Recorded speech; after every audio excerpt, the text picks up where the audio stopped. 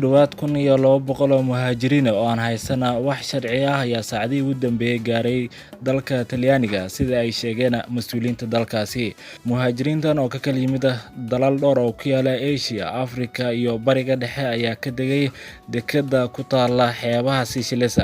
Mas'uuliyiinta waxay sheegeen in 674 qof laga soo badbaadiyay xeebaha halka ay 5 meed sidoo kale la soo saaray.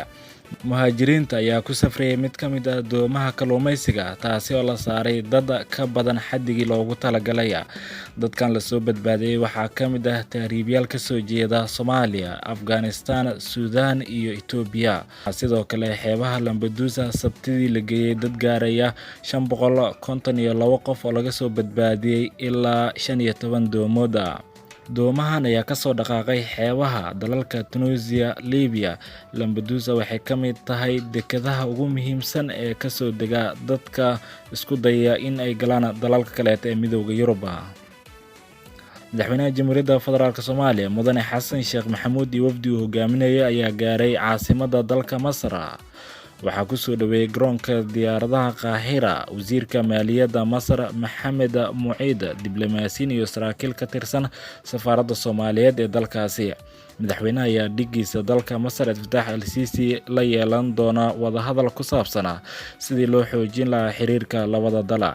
madaxweynaha Xasan Sheekh Maxamuud ayaa intuu joogo dalka Masar waxa uu kulan la yeelan doonaa madaxa ururka jaamacadda Carabta Mudane Axmed Abu Al-Qayd. booliska Nairobi ayaa ku duulay isla markaana gudaha u galay xafiisyo lala xiriirinayo inuu leeyahay madaxweyne ku-xigeenka dalka Kenya William Ruto kana mid ah musharaxiinta ugu cadcad ee doorashada madaxtinimada ee dhacaysa bisha soo socota. sarkaal ka tirsan booliska ayaa sheegay in baariyaasha ay soo qabteen 2 kombiyuutar iyo 2 qalab oo xog keediyaal ah. sarkaal ka tirsan kooxda ololaha ee madaxweyne ku-xigeenka ayaa warbaahinta u sheegay inaysan doonayn in lugaha loo geliyo wax ku tilmaaman arrin aan muhiim ahayn iyo carqaladeyna. arrintan ayaa ku soo beegmaysa iyadoo ay jirto xiisad u dhaxaysa ciidamada ammaanka dalka iyo guddiga madaxa bannaan ee doorashooyinka iyo xuduudaha. dhawaana guddiga doorashooyinka wuxuu si adag u dhaleeceeyay go'aan lagu xiray 3 qof oo ajaanib ahaa oo la siiyay qandaraasa ku saabsan in ay ka shaqeeyaan nidaamka codeynta casriga ah. booliska ayaa eedeymahaas iska fogeeyay wuxuuna sheegay inaysan jirin cadeymo muujinaya in dadkaasi shaqo laga siiyay guddiga doorashooyinka.